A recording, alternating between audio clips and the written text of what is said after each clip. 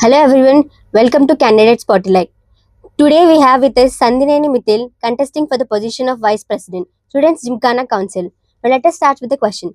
Your agenda proposes an independent student grievance wing with an external ombudsman. What legal authority would they have to intervene in institutional matters? Since the ombudsman is proposed as an independent oversight authority, is there any additional appellate mechanism or higher review body that students can approach to ensure complete fairness and accountability? Okay, so answering the first part of the question, student ombuds who I will be proposing won't have the final authority to give regarding any situation. They have the power to just oversee the current process, and if there is any unfair thing happening in the current process or they feel the decision is disproportionate, students can appeal to that ombudsperson. And here, ombudsperson can do two of the things. So either he can ask the same authority to reconsider the decision, or he can escalate it to the next higher authority which is there in our normal system. And obviously, because he will be appointed by the director himself, the director will be giving him the powers to do such things. And answering your second question, that is if there is any appellate above ombudsman. So as I said, ombudsman doesn't have any final authority to give any decision, so there won't be any appellate for the decision of ombudsman because there is no decision made by him. Okay. Now next question.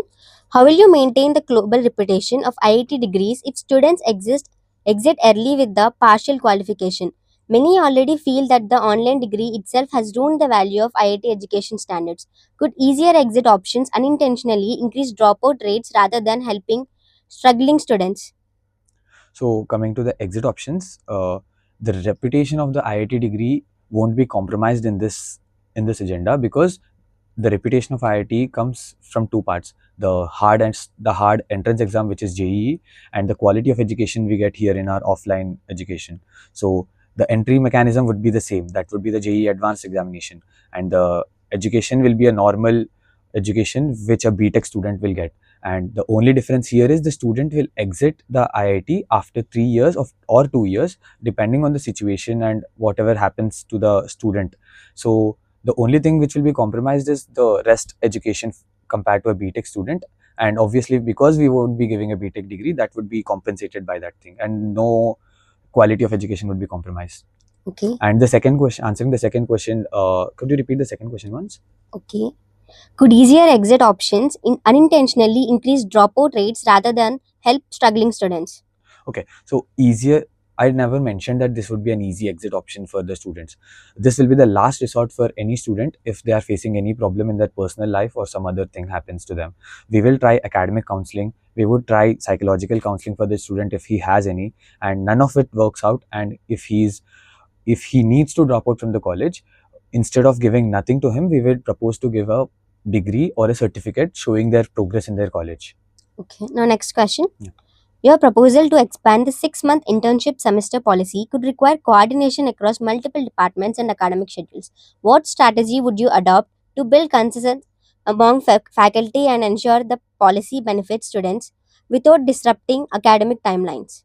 Okay, so regarding the 6 months internships policy, currently what happens is people are doing 6 months internships, but they are just managing with the professors. They are requesting their professors for uh, giving some provision to only give examinations or allowing them to do the 6 month internships. But what the problem which we get here is not all the departments are okay with this 6 months internships, and also our CCD has requested the director to give the 6 months internships.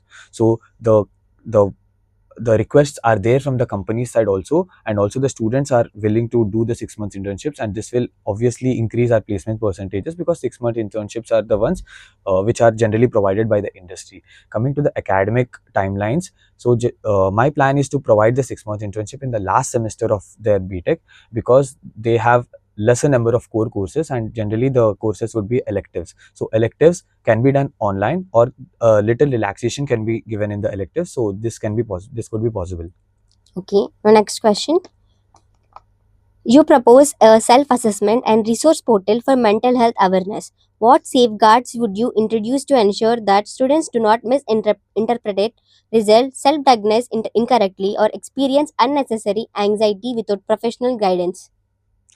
Okay, the regarding the self-help resources, that resource would never be a diagnostic result. That would just be for the awareness and self assessment of the student, and we will never mention what's going on with the student. We'll just give a score according to the test which they have given.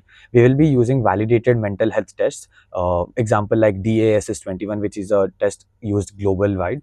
And after that test, according to the score which they get, we will provide resources, for example the videos of the institute counselors explaining what next steps should they take regarding any distress level.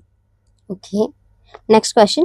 You propose developing a AI-powered chatbot to guide students through the institute's administrative processes. To maintain the accuracy, verification, and timely updates of the chatbot, given the frequent changes in department-specific procedures and policy updates, what mechanisms would you implement to ensure ongoing coordinations with the relevant institute offices?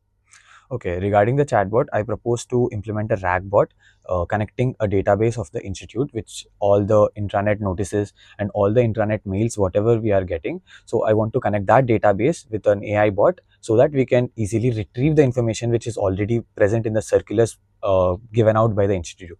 So we won't be using any LLM for hallucinating, because generally the problem which we get with AIs is hallucination. So we'll be directly using a RAG bot from which the data would be collected from that database only, and we would be taking data and showing it to the students.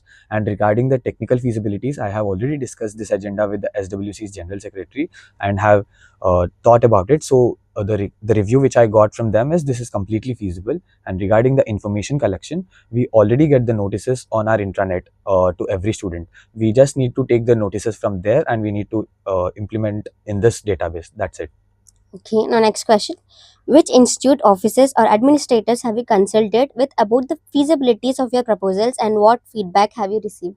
So regarding almost all of my agendas, I have considered, for suppose the CCD agenda, which is the 6 month internships. I have talked with all the LSEs, and also my international relationships, which will be under CCD. I have consulted the CCD's LSEs and also professors. And then regarding the ombuds one, I have discussed this agenda with the chairperson welfare board and one of the warden also. So they were already okay with that, and they told these things are feasible. And regarding my life skills and self assessment things, they were very positive about this, because welfare board has been planning to make something like that, and the chairperson of welfare board were very happy with this. Okay, now next question.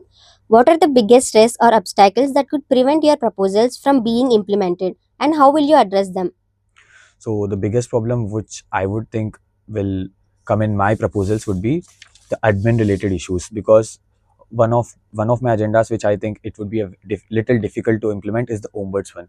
So how the administration sees this is that they are thinking that ombuds person would be taking away the power from administration, but the thing which I would do is I would explain that ombuds person is not taking away the power, he's just overlooking above them, and the final decision would be with them only. And because I have already discussed many of the agendas with the administration themselves, so there won't be that many there won't be that many issues, so that would be passed. Okay, now let's move on to rapid fire. How many fund codes are allocated to the students' Gymkhana? Okay, there are a total of 9 fund codes allocated to students Gymkhana, out of which there are sub fund codes in few of them. For suppose in sports, there are 3 sub fund codes, like for the sports staff meet, for the inter-IT sports student meet, and the inter-IT hosting one. And for the technical board also, we have 2 sub fund codes extra, and for the cultural board also, we'll be having 2 fund codes extra. Which central body is responsible for organizing IIT Guwahati's participation in Inter-IIT? I didn't get the question. Which central body is responsible for organizing IIT Guwahati's participation in Inter-IIT? Inter-IT, which inter-IT? I just wanted to ask that. No, at general Inter-IIT. Which central body is responsible for general Inter-IIT participation? Maybe the particular boards like the technical board and cultural board, but I didn't get the question properly. Yeah. Okay. How many disciplinary committees exist within the institute framework? 5. Okay. Into how many sectors are the institute hostels divided? So institute hostels are divided into 3 categories. The first one being, they are divided according to the capacity of the hostels. The first one being 300 to 400, and the second one being the 500 to 600 capacity, and the third one being 900 to 1000 capacity. What is BWC and who are its members? So BWC is Buildings and Works Committee, and the members of BWC are the director sir, who will be the chairperson, and the members would be a superintendent engineer from the CPWD of Assam, which is Central Public Works Department of Assam, and there will be a chief engineer from the same department itself, and the dean of IPM is also a member, and there are two special invitees. They are the associate deans of IPM, and the secretary would be the registrar of the institute. What is the full form of SAPA? SAPA. It is Space Audit Planning and Allocation Committee. How many cells operate under the institute administration? Cells. I think it is 10. What does the abbreviation SAC stand for? SAC. One of it is Student Affairs Council, and also the Student Activity Center. We can also call that as the SAC. Thank you.